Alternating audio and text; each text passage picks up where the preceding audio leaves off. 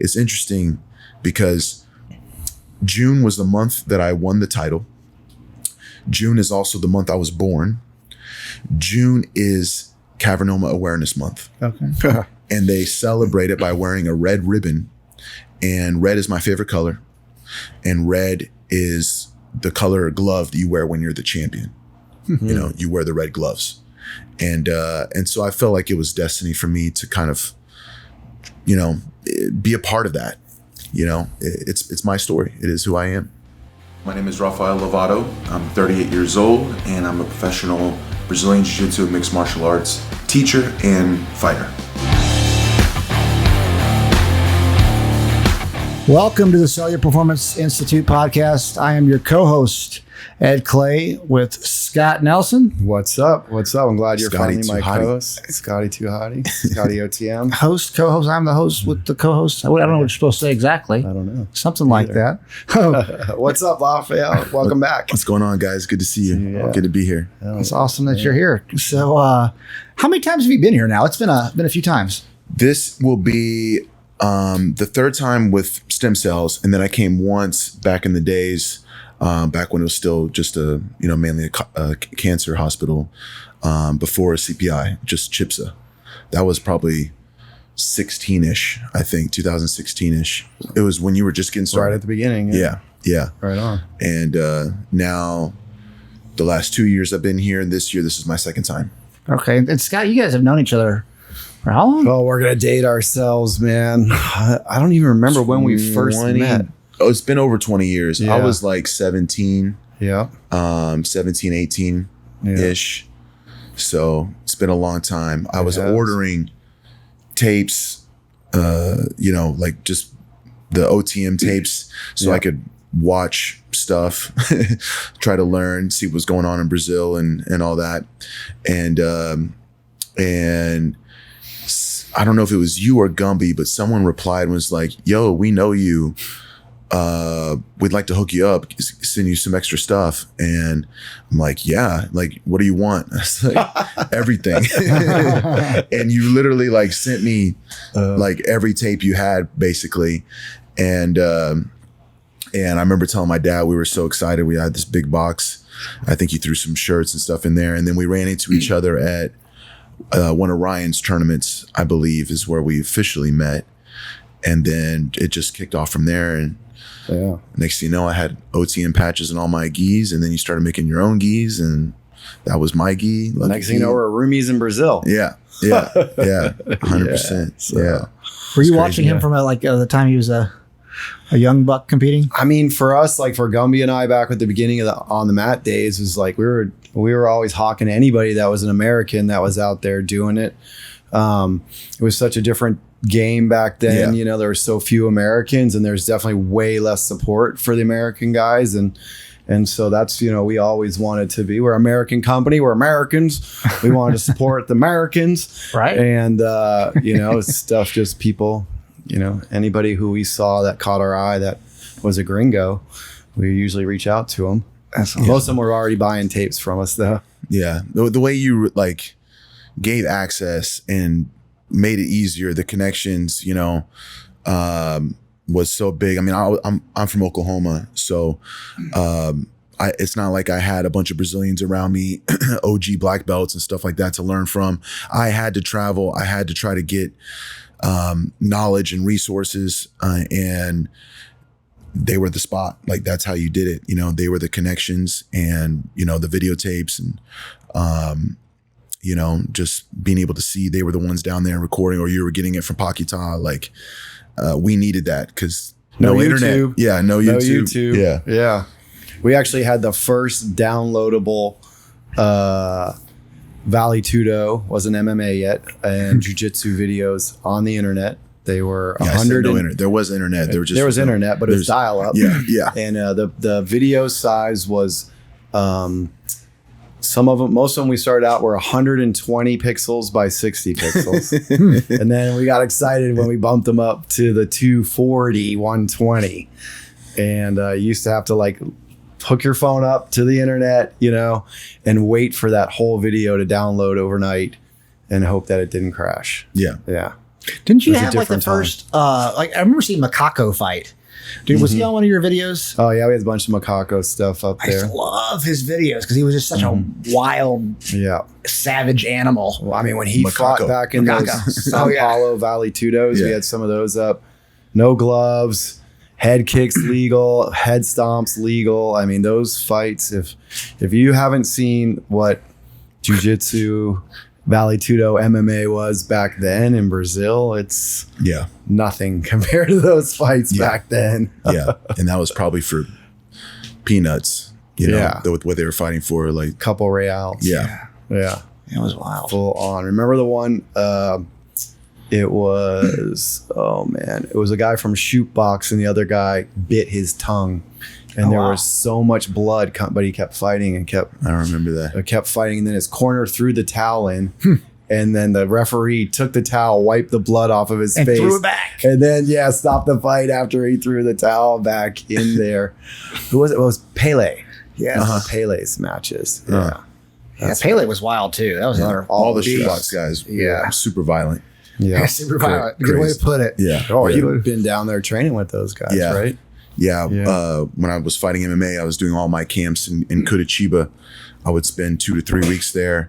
My Muay Thai and MMA coaches are first generation black belts under Rafael Cordero. And they grew up, the early days of shootbox. And so, it felt like shootbox. It was obviously not that shootbox, but they kept very much a lot of the same sort of vibe and attitude. It was pretty intense, hard sparring, but I felt like it was good for me because I didn't have any fights. And with my jiu-jitsu background, I was immediately fighting guys with a lot of fights. Right. And so going to Brazil was kind of my way to do my Rocky, get out of my comfort zone. I was pretty intimidated, especially in the beginning. And they're all like Muay Thai specialists, knockout specialists, the exact opposite of me. And so I was like, man, if I can, survive and hang with these guys and do okay, I don't have anything to be afraid of, for my actual opponent. And it worked out good. It definitely helped me level up, but it was intense. So those were some amazing memories though. Great times.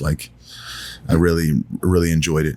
How long did it take you, from the time you went down there to by the time you got used to it, as far as training Muay Thai with those guys or stand up with those guys? I did a lot of stand up when I was a kid, and then once I was 14, 15, I really just dedicated myself to jiu-jitsu. But my dad always had back in the days when we transitioned from a JKD school into more of a jiu-jitsu academy, he didn't promote jiu-jitsu. So the school back in the days was Martial Arts International. We were a Jeet Kune Do school. When he changed the name after we got the okay to become a jiu-jitsu school or whatever, he was like, all right, well, we're not going to just be jiu-jitsu.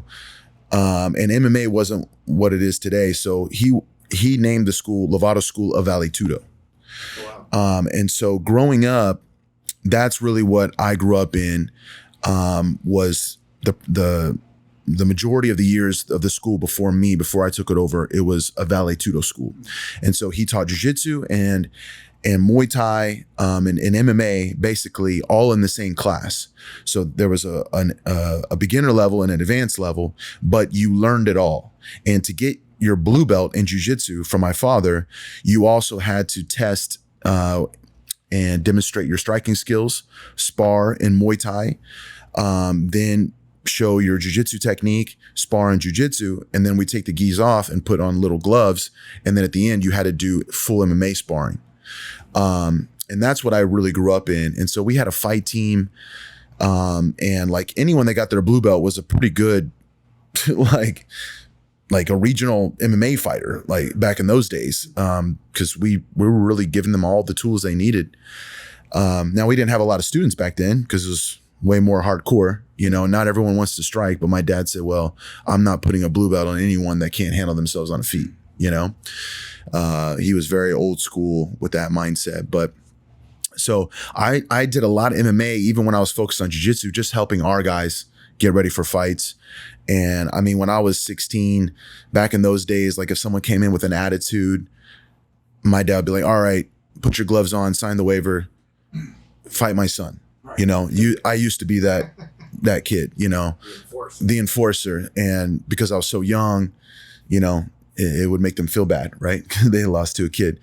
But so I was very comfortable, but of course I wasn't doing it on that level. And it didn't take me long to get comfortable because you're just in the fire. I mean, by the time I had my third MMA fight, which was already a title fight for Legacy, which is a very well-respected promotion, you know, like I was in there. For that camp in particular, I was doing full MMA with Vanderlay. And I have a very funny story about that. Do tell. Come on, you can't drop a nugget and run. So this was my first camp, my first time down there with Vanderlay. He was he travels a lot, you know, but he was making his comeback and he was fighting in Bellator. And so he was there. Both of our schedules lined up to where he's getting ready for stuff, I'm getting ready for stuff. And it was awesome. I think maybe I had at least been around him one other time, but this is the first time where we're like sparring, you know, and we're training a lot together every day. So I'm getting ready for this Legacy title fight. I'm 2 weeks out from the fight. This is my last sparring in Brazil. And I'm about to come home. Or no, I was only 1 week. I was about to come home and then just like have a little cruise and then weight cut fight, right? So it's literally one of my last sparrings, or it is my last sparring. And on this day, Andre Dida, who is the head coach of Evolução Thai, his brother Mauricio, they were my two Muay Thai MMA coaches. So my jiu-jitsu teachers were brothers, my MMA Muay Thai were brothers. So Dida, he put us into groups of 4. And my group was Vanderlay, a guy named Panqueca, who is a jiu-jitsu black belt, a capoeira black belt, and a Muay Thai black belt. And the third person was Daniel Acasio. You remember Acasio? Yeah, I remember. Who was also a savage, had some brutal knockouts. You know, he had a great flying knee, I believe, in the old days in Pride. But really, you know, another like scary guy. Very right? seasoned. Yeah. Yeah, he had like 60 fights, I think, something like that. And fought bare knuckle, all that kind of stuff. So those are my 3 guys. And so we were doing 3 minutes, each one rotating on you, right? So, you know, it's like 9 minutes in a row of MMA, little gloves. And we're in a room. The mat space, it probably wasn't even too much bigger than this room right here. Wow. And there's like, you know, 20 guys in there all sparring. And so you have a war in front of you, but then there's also wars going on all around you at the same time. And, you know, it was not the safest setup, right? But it's like, okay, this is what we're here to do. So, you know, I start off with Acasio. It goes okay, good. I'm able to use my jiu-jitsu. Wasn't too bad. Panqueca, I'm good. Vanderlay comes in. I swear I see the Vanderlay, like I see the look in his eyes in that, you know, like, yeah. Like, and I'm like, oh God. This is my 3rd round now. I'm going on my, you know, like 7th, 8th, 9th minute in a row. And I'm scared. And, you know, he's got his hands down, so he's ready to block takedowns. You know what I mean?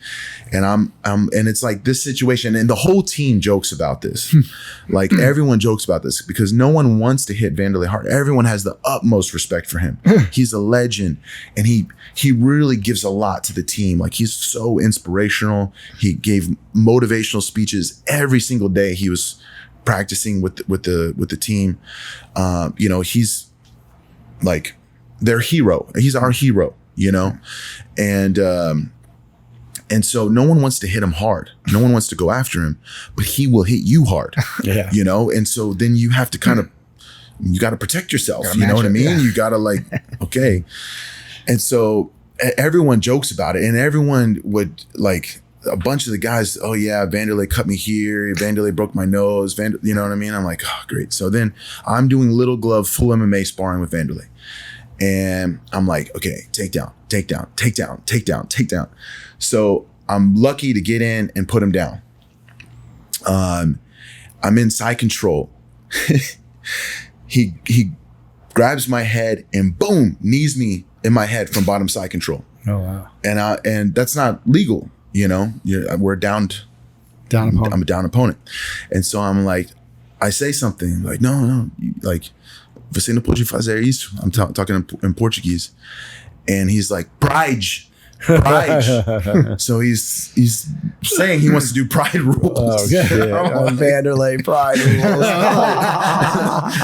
I'm like, oh God, no. Now, this is, keep in mind, this is like 9:30 a.m. on a Thursday, right? You know what I mean? Like, and so I'm like, okay, well, I got to mount, because I don't want to get kneed in the face. So then I go to mount, and I don't want to hit Vanderlay. I don't want to do anything to Vanderlay, right? So I'm just like hands down, basing out, waiting for time to end. He starts open-handing, slapping my ears, right? As I'm bent over. And he's like, porrada, porra, porrada. And he's like yelling me like, fight. And I'm like, okay, kind of, I don't want to hit you. So I just grab his arm, and I get his arm. And I'm like so stressed, right? And I'm like, oh God, I didn't want to do that. I didn't want to do that. And then we got to stand back up, because guess what? There's still a minute left. Terrible. Pride rules. Terrible. Pride rules. There's still a minute left. And I'm like, oh shit. Now he's really, you know, and then he's like pressuring me, and I take a bad shot, and he throws an uppercut at the same time, and his thumb knuckle wasn't covered in the glove, and it gets me just right under my eye, or right around my eye. And is it this? I can usually feel it. Yeah, no, it's over here. It was this eye. He landed right there, cut me open. I'm still going. Blood's just all over the mats. I'm still going. Until finally everyone kind of comes in. No, stop. Because I'm literally fighting for survival, you know? Of course, yeah. And so I'm cut. And so I got to go to the hospital, get stitched up. And, you know, I went straight to the hospital, took care of it, had a friend take care of me there. And then I go right back. And I see Vanderlay, you know, still there. And I go right back to do mitts and just try to get my head right, you know, because now I'm worried. Like, it's not good to get cut a week before a fight, you know. And I wanted to open back up and all that. And so anyways, I go right back, and Vanderlay's there, and we start talking, and he gives me a motivational speech, and he's like, look, you know, you're at this stage, you just went with me, nothing, you know, after this, it's easy, right?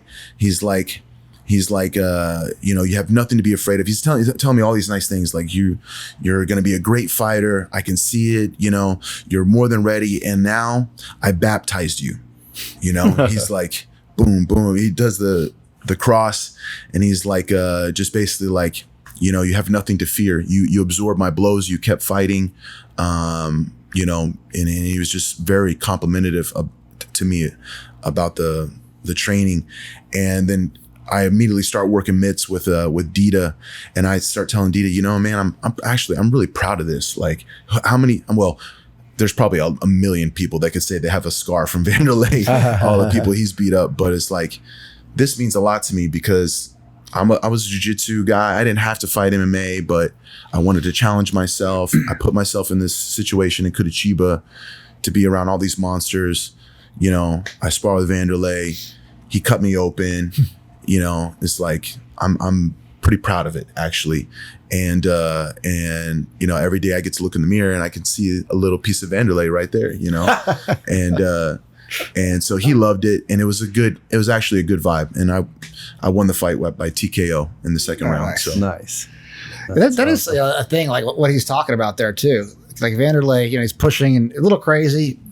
Some people might not agree with it, but in reality, you know, he really did kind of baptize you in it, and it was one of those things. It gave me confidence. It's just like, man, I'm doing full MMA with Vanderlay. You know, he hit me, he connected, and that's your biggest fear, of course, is like that perfect punch, you know, that hurts you, rocks you. How are you going to react? You know what I mean? And he hit me good, and I was still fighting, you know, and cut, still going, and it really did boost me. And I'd say after that camp, that moment, that was my third time there. The next like 7 times I was there, it had changed for me. I just like, I'm one of these guys, you know. It's not like I'm a jiu-jitsu guy anymore. I considered myself like I had an extra level of savage. Nice. Checked off. It's like, I'm here. I love this. You know, this is what we do. How important is that? Because, you know, it's interesting you say that, because years ago I was training a fighter, and there was a trainer in there, like a personal trainer, and he kind of got into some of my fighters' heads saying that I was overtraining them, and I'm like, I'm not training their body, I'm training their mind. Yeah. You know, that sounds kind of like what you experienced there. Like, talk about the power of your mind, these things. You nail it on the head. That's actually the same thing I tell my guys when I run our competition training on Saturday mornings. It's like, you know, you want to break, right? Or you could break. You know, you're thinking about giving up in a position, or not fighting a scramble as hard as you should, or, you know, something like that. You're getting smashed, smothered, and, you know, you either can let time run out or you can fight hard to escape. You know what I mean? And I tell them the same thing, like, look, this training is this hard, not for your technique, not for your conditioning, but for your mental conditioning, you know? And for MMA, like, I had never been in any sort of altercation. I'd never been in a street fight. I never hit anybody. I'd never been hit. And in my life, the only fights I've ever had are my professional fights. And so when I knew I was going to set out to do that, like, I knew, and I had this connection. Mauricio, Dita's brother, is just a great friend of mine. I'm one of his black belts. He's one of my black belts. You know, he's my student. I'm his student. We have this beautiful relationship. So he was the perfect person for me to have as my coach. And I knew, he was like, look, go train with my brother's team in Brazil. And I had the connection. It was just like, that's what I have to do. Back in the days, you're not going to, I mean, number one, the Worlds was held in Brazil anyways, but it's like, you got to go there first, feel the guys, get out of your comfort zone. Like, you know, feel the weather. Yeah. The anxiety of the training, and, you know, like, that's what I have to feel. I can't be in my own little world where I can call the shots, you know, and kind of set myself up. Like, I need to go somewhere else and have someone else telling me what to do. I show up, you know, they push me to my breaking point. I can't necessarily do that myself. I mean, I'm pretty good at doing it, but it's better if someone else is doing it. And I mean, there is just a room full of monsters from 185 to 205. A lot of really high level guys, Bellator, UFC guys. And, you know, they were all specialists on the opposite side of what I am. So it was just, it was all about the mental conditioning, you know, like on the stand-up only days, it's like, fuck, man, I know this is going to suck so bad. I'm not allowed to do takedowns. They're all coming after me. But, you know, the guy I'm fighting in the cage, like, he's not there. He's not there to be my friend. He's trying to take my head off, you know? So you got to get comfortable being uncomfortable. Absolutely. But it's, 100%. I was there by myself. I fly all the way from my home, live in Brazil, you know, 2-3 weeks at a time, and just grind every day. And then I go home and be like, man, I'm ready. I'm ready. Yeah, that mind. You were saying too that basically you went there, you didn't have to think. They were just telling you what to do. It wasn't like you had to coach anybody else or, right. A lot of people don't experience that. You were at a point where, you had your school, you're coaching too. You're competing at the highest level in Brazilian Jiu-Jitsu, but going kind of into this different sport. Like, what is that relief a little bit to where you can let go of having to be this thing to everybody else and where you can focus on yourself? Yeah, I mean, you have to be a little selfish, especially for MMA. It's just like, that's the scariest thing I've ever done. And like I need to be walking into that cage knowing that I did everything right, that I sacrificed, that there was no stone left unturned, because any bit of uncertainty, on that level will play out. And so I just had to feel like superhuman. Like, I've done everything possible. I deserve this. I'm prepared. Lock the cage. Let's go. And I love being a student. I love being a teacher too. But at home with business, like, kind of trying to like prepare my team, take care of staff, teach classes, and train. The majority of my camp, I was at home, but then I would say, okay, the last phase, I got to get away. And that's when I went to Brazil. And that was the hardest part. I would focus more on the technical stuff in the beginning of camp, technique and my conditioning. And my coach, Mauricio, he would stay with me during that phase. And we would get the game plan ready according to my opponent. We do all the techniques, the combinations, everything. Might get my wrestling, my conditioning, everything going. But when it came time where I needed a bunch of hard sparring, that's when I would go to Brazil and just focus on that. Just focus on my performance every day in training, and just show up. Be coached, be a student, be pushed. And there was never a perfect day of training. Sometimes when you're in total control, you can maybe design the training to work out to be okay for you. Maybe if you're really feeling broke, like, all right, I'll take this round off, or I'll grab the not so tough guy that round, like, it's possible, of course. And when you're not in control, you're not, you got to let go, right? It's like the same as walking into the cage. You have to let go,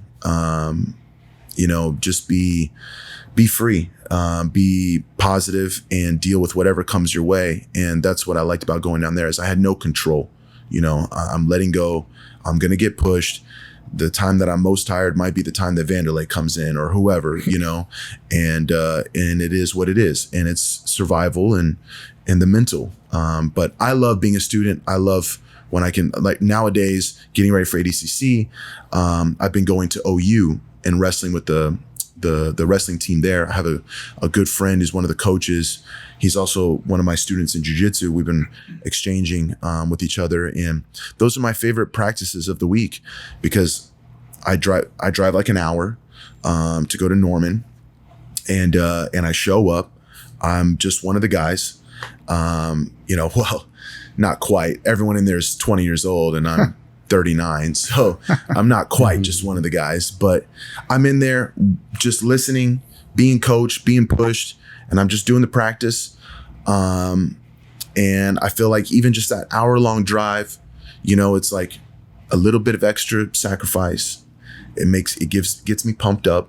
I push myself in the training, and then I drive home, and I'm just like, I'm on a high. Like, yeah, even doing that little bit, it gives me a little bit of extra strength and makes me feel pumped up. And like I said, those are some of my favorite practices of the week. How long have you been wrestling for? Off and on. A long time. Once I started doing no-gi, I didn't compete in no-gi till I was already a brown belt in jiu-jitsu. It was just weird. Like, there wasn't a lot of no-gi culture back then. And if you, like, the times where I did no-gi and I took the gi off, I was putting on little gloves and doing Vale Tudo. That's how it was at my dad's school. It's like, if we're not gonna have the gis on, then we're gonna put gloves on. Right. It didn't make sense to just do jiu-jitsu without the gi. It was kind of strange because it's like the only reason why you do that is if you're going to fight. And so we might as well put gloves on. When I was a brown belt, I started competing in no gi, and that's when I did my first like professional events. And then I started to understand the importance of wrestling, and just doing, I had like high school wrestlers that were students, ex-college wrestlers that not ever really too high level, and I would just try to learn from them and practice with them. And then later on, when I was early into my black belt career, I became really good friends with a guy named Brian Piccolo, who was a Division I finalist, two-time All-American, and also a judo Olympic alternate. You had to retire from MMA due to, a specific injury. And I kind of learned about it a couple times ago you were here. Talk about, what that was like, because you kind of reached the pinnacle. And then, that had to be tough on the mind. How did you, what happened there and how have you overcome it? Yeah, that was definitely a tough time. So it wasn't really an injury. It was a brain condition that I come to find out I have the genetic disorder and I was born with it. So it's called Cavernoma. It's not as rare as what you think. A lot of people have it. It's like one in 400, maybe a little less in Europe, around the world. But so a lot of people have it. And but they don't know it.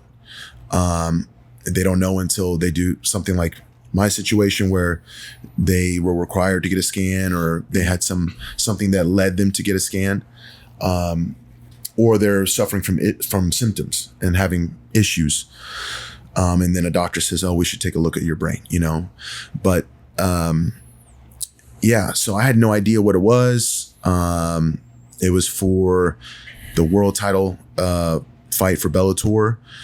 That was the first time I was required to get a scan done in order to get approved to fight.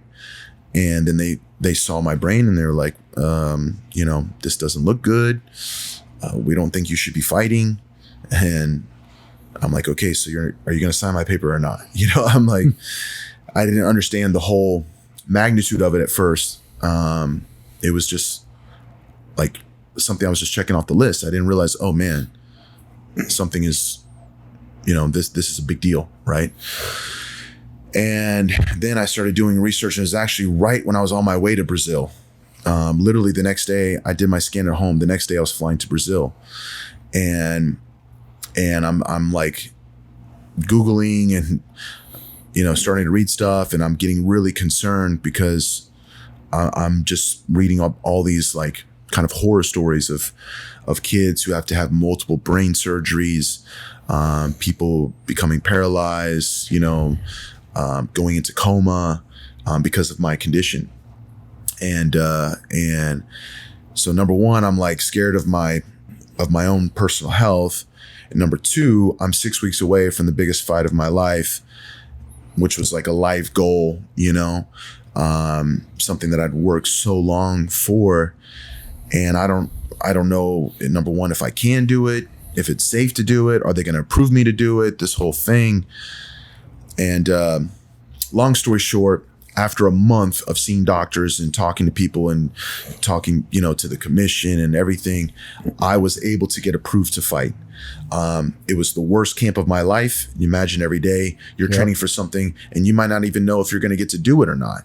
And in the back of my head, which is funny to say, every shot that I took in sparring, I had this whole new thing in my mind worrying me like, oh shit, am I hurting myself? Like, is this safe?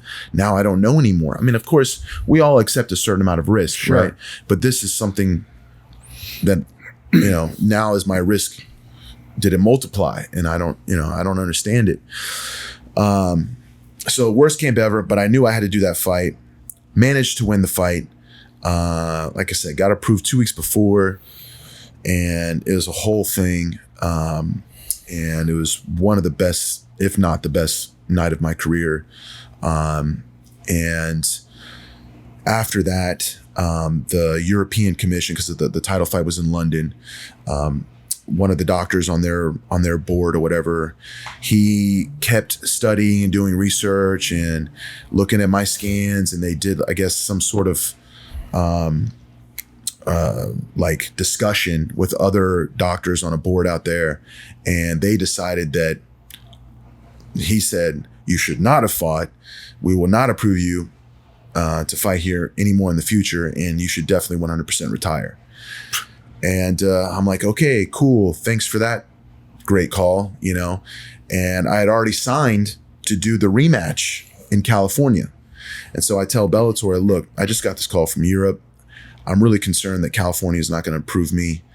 Let's talk to them now, because I can't go through another camp knowing if I'm going to fight or not. So we talked to them, and sure enough, they said no. And so it was looking really impossible. Like, okay, I can't fight there, I can't fight here. And once a commission says no, you know, another commission, like trying to find a place to fight at, it becomes tough, because, you know, they're like going against what another state says, and it just wasn't going to work. And Bellator didn't want to take that risk. And so basically I was forced to let go of my title and retire.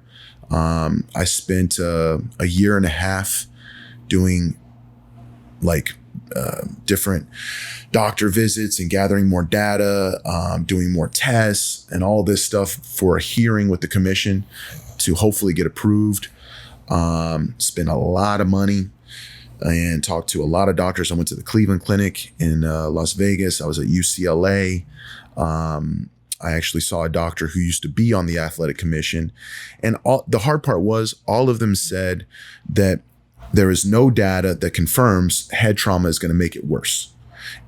It's a risk, and it could change at any point in time in my life. There's no way to prove that getting hit in the head is going to make it worse or not. And so at the end of it, what they said, their data or their experience led them to say there's like less than 2% chance, right? And, you know, I tried to convince that they were basically like, yeah, I would sign off on this as long as we get a scan, you know, during your camp, right before the fight, right after the fight. If we get an MRI and everything looks okay, I'm good with this. I'm good with you fighting. But the commission said no. And so that was it. And that was 2020, January 2020. And so I was like, all right, well, I guess it's back to jiu-jitsu. And I just opened a new facility, a new school. And then 2 weeks after our grand opening, the pandemic hit, and I had to close my school. So it was a really rough time for me. 2020 was a rough time. I was a bit lost, didn't know, you know, for 5-6 years, I had focused on this goal and I just achieved it. And I thought I was going to kind of just defend my belt and ride off into the sunset. You know, my last years of high level competition would be MMA. And, you know, then I was like, okay, I kind of tried to get myself in a good place to focus on jiu-jitsu again. And then I had to close my academy, brand new school, couldn't do jiu-jitsu. You know, and I invested so much into that. So that I was also stressed financially, business-wise. But you know, it was all meant to be, because this year I got to do my last Worlds. I won one more IBJJF major. I won the Europeans earlier this year. And I did my last Worlds together with Shanji Ribeiro, who's like my brother, my jiu-jitsu brother. You know, like that's my guy. We've been training together for like 20 years. We've done it all together, blood, sweat, and tears. And it was his last Worlds as well. And if I was still doing MMA, I wouldn't have had that experience with him. You know, there's been a lot of great moments and things I've got to share with people coming back to jiu-jitsu. We bounced back from the pandemic. Last year was like basically my best year of business ever. So, you know, a lot of great things came out of it, but definitely it was a tough time. you have to kind of refine yourself. And the pandemic was hard, but then it also kind of gave me a moment to process as well. So, and it led me to some new goals and ideas, projects that I'm working on building. And, you got to make the most of it. That's what martial arts teaches us. Like, how do you stay positive? How do you learn? How do you grow? And also just having that gratitude at all times.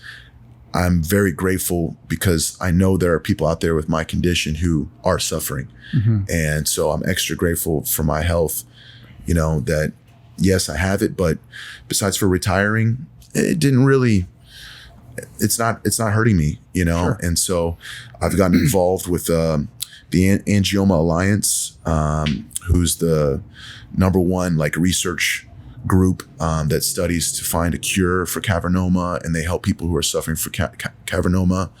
And I've been working with them, donating to them, and just trying to be a little bit a part of the cause. It's interesting because June was the month that I won the title. June is also the month I was born. June is Cavernoma Awareness Month. Okay. And they celebrate it by wearing a red ribbon. And red is my favorite color. And red is the color of glove that you wear when you're the champion. Mm-hmm. You wear the red gloves. And so I felt like it was destiny for me to kind of, be a part of that, whatever it means, bringing more awareness, talking about it, sharing my story. It's my story. It is who I am. Yeah, no, absolutely. That's impressive. Man, yeah, I remember you came down.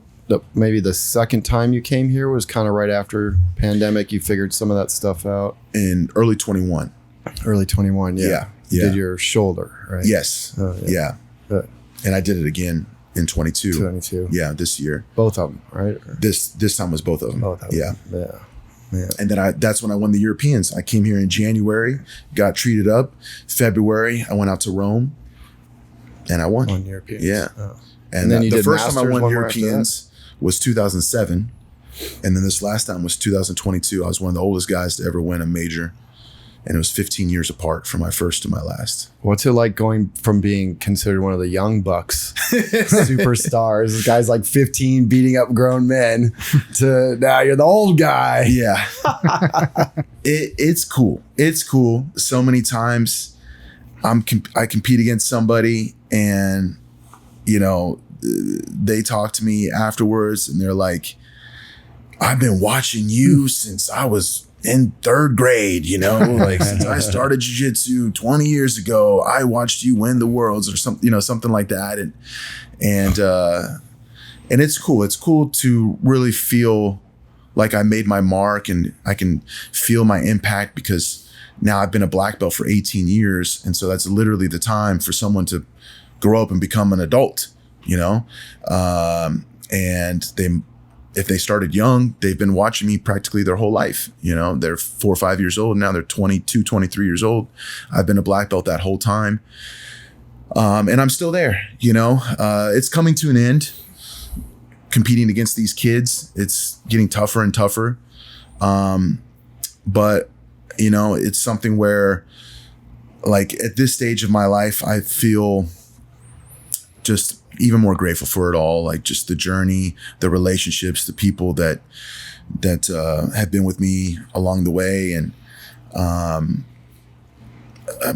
I'm addicted to the challenge. And so the challenge of competing against the young guys, it does fire me up in a different way, because it feels like a greater challenge, that they are a lot younger. Of course, I have experience, but my body, it doesn't heal the way it used to, which is why I'm here. Also mentally, when you're hungry to make your mark, that hunger is it's something special, and of course we get to our age, it's we're a little more comfortable, a little more stable, right?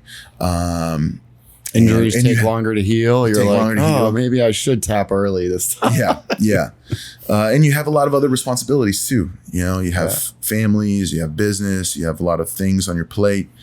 But but I've enjoyed it. I'm happy. As hard as it was, I'm happy I get to come back and kind of do my official goodbye to jiu-jitsu in this run, particularly this last year and a half, doing my last Worlds, my last Big E season. Now I have my last ADCC, and that's it. Like I can just look back and know that I gave everything.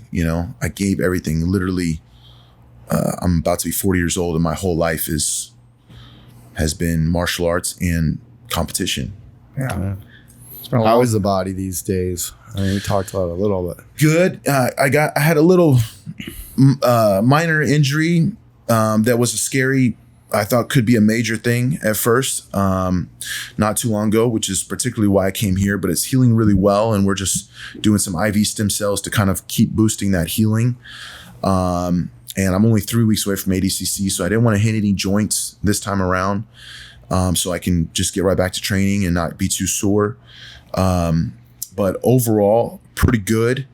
Also doing the NAD, the ozone, everything else, just to kind of give me a nice kick for these last couple of weeks of grind. I was here earlier this year, a little more banged up with some shoulder stuff, elbow stuff, but I have really good range of motion in my elbow now. It was hard to touch my shoulder before with my thumb. Couldn't get my arm too much above my like above head level, but now I'm about up like almost perfect range of motion. So you got to be smarter, and it's like I'm more appreciative to be healthy, so I'm very willing to invest and do whatever I have to do to be healthy. If that's coming here for treatments, seeing some sort of body worker once a week, taking the time to do sauna, ice baths, whatever, eating higher quality food, like the whole thing, anything I can do to keep me healthy and moving and allow me to do what I love. Like there's no price you can put on doing what you love. And inside of that, if that keeps me from having to go through a surgery where I'm out like for a long period of time, because those times are always, they're the hardest for athletes, you get really depressed, you can't move and do what you love to do. So if it helps me prevent that and prolong my career, now I'm a brand new dad, and I'm going to keep coming, even if I'm not competing at the level I'm competing at today. I'm going to keep coming because now I want to play with my kids. You know what I mean? I want to be in my 50s, rolling around with my kids, being able to get down and get up, right? Just get on the floor, play, move, whatever we're doing, and get up and not have to be like, oh, my knee, my hip, my back, and all that kind of stuff. So I'm just really grateful for you guys for being so welcoming to me and inviting me here and treating me so good, giving me these opportunities. And you're going to see me forever, so I hope so. So I can keep playing and keep choking some people. Yeah. I'll tell you, working here at CHPSA, with the cancer patients, you definitely get a definitely gratitude and appreciation for being healthy. We see a lot of young people come down here, and it's tough. It's really tough. Yeah. Yeah, I can imagine. A lot of heavy work, but you were. I want to talk about this too before we end. You got 3 weeks before Abu Dhabi. You were kind of talking about a little bit, but how's it going into your last big world championship? What's that feel like? Emotional. The Worlds, I had the Worlds camp, the whole process leading up to the Worlds, I had the whole season, went to the Europeans, the whole thing. And that was also very emotional. It maybe even kind of affected my performance a bit because, like Ashanji, he retired right before I competed, and I was like crying for him. And then I had a really highly anticipated first round match against a former world champion, and I beat that guy, and I was all fired up. And my wife was there, pregnant, like very pregnant, and I'm like, see her, and thinking about my babies, and I kiss her belly, and this whole thing. And then it's like, oh man, I got to go again. I have one more match before the next day. And I had a little bit of an adrenaline dump going into the next match. And I got off to a slow start and he got ahead. I almost won in the last 10 seconds, but I lost. And it was, just really emotional to think that, oh, that's my last one. My first Worlds was over 20 years ago. And it's like every year of my life, besides for the MMA time, was like trying to become a world champion. That was the number one goal every year.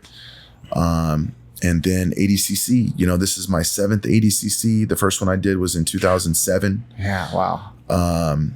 And of course, when I got my invitation to be at that first ADCC that I did, I got the email and everything and I cried. I was like, that was a dream to make it to ADCC. And then you wrap your head around being in there and then you're like, okay, it's also a dream to win it, And I made the finals one year, but I have not won ADCC. And I can't help but to think that maybe all of this, everything, was so I could win on the last time and be the oldest ADCC champion ever. Hell yeah. So, it's emotional. You just, when it's your last like that, it's not this year. You think about the whole journey, your whole life to get there, so I'm not just thinking 2022. Since it's going to be my last one, I'm thinking about all the other ones that I did and all, the whole process, all the lessons. And you appreciate it that much more. And that's why I'm here. Cause I want to be able to give my absolute best, leave it all on the mats. But everything's going great. The training camp has been really well. I did get a little banged up. But like I said, I'm basically all healed up now. And then I'm just putting this at the end of it so I can be 100%, finish these next 2 weeks healthy, strong. And just like the shirt says, man, last round, best round, when I won my Bellator title fight, it came down the 5th round. So I'm ready to end the strongest possible, and hopefully that's ADCC gold. Nice. Hell yeah. What is it? Victory is always possible for the person who refuses to quit. Refuses to stop fighting. Yes, refuses to stop fighting. Exactly. Napoleon Hill. That's what it says inside Raphael's gi, the first gi we made together. That was the quote on the inside. Like 2006, 7, no, 8 is when we made the gi. Okay, your memory is way better than mine. Those 2007 must be working. Yeah. That's everything for me. That's jiu-jitsu. You keep showing up, you get your black belt. You will get your black belt. You keep fighting. I was never a world champion at the lower belts. He's seen me how many losses I took. I kept showing up. How many beatings I took. I kept showing up. It's a big deal for me. Like, just to not give up, keep going for it, keep believing. This is my 7th ADCC. I lost 6 before to win the 7th. 7's a lucky number. That's right. You might as well. You think about that too. Like, people lose mostly because they quit. That's like we're even in life. Like if we're going after a goal outside of fighting per se, it's people stop before. Yeah. They get a lot of times before they gave themselves a chance. Some of the stuff we've dealt with the last 7 years, there's been a lot of times, not necessarily we're thinking of quitting, but it was just like, whew.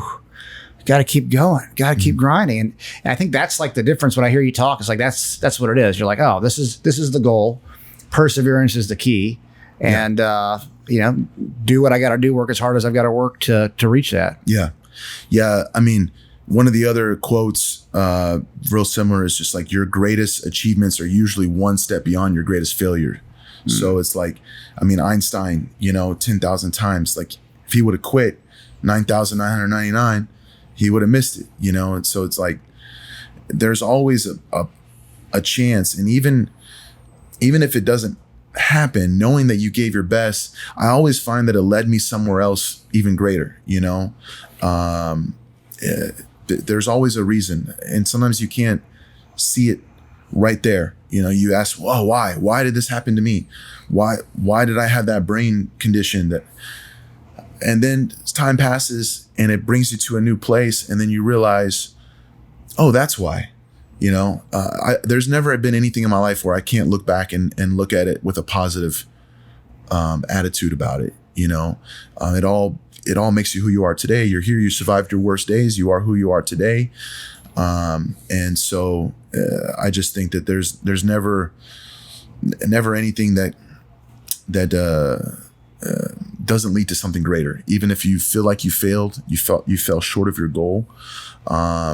There's always something positive to gain out of it, and it takes you somewhere else, even better.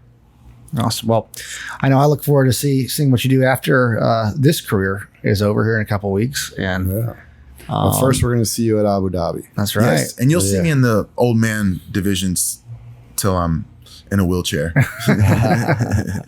For sure. That's going to be a long, long time because you got stem cells. So you might not ever get it. Maybe forever. I'm going to be the 90-year-old guy out there just hobbling and take down, pass, smash, choke.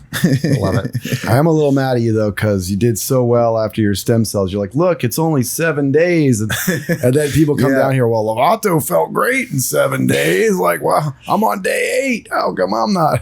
Yeah, I should have added more context to that. I mean, I'm always in great shape and eating well and moving and doing everything I can. So, you know, if you're not doing all that, it will take you a little longer, but trust the process. Trust the process. Right. You will feel better. Yeah. And keep taking care of yourself in the meantime. Yeah. Awesome. Anything final words in closing? No, just thank you guys. I'm really proud of just knowing you guys and seeing Scotty's journey. Especially we've been close. I mean, from the times in Brazil, and he's always someone I've looked up to who could tell me an idea. Oh, I had this idea, or I'm looking into doing this. And then, you know, we don't always see each other we always lived in another place. I come back a year or 2 years later, we reconnect, and he's like, show me, he's doing it. He's doing it. I just love to see how he makes it happen. And you guys are building something special. Or you already have, but it's more to come, buddy. Even more to come. Yeah. Absolutely. Right on. Thank you. All right. Thank you, brother. Thank you.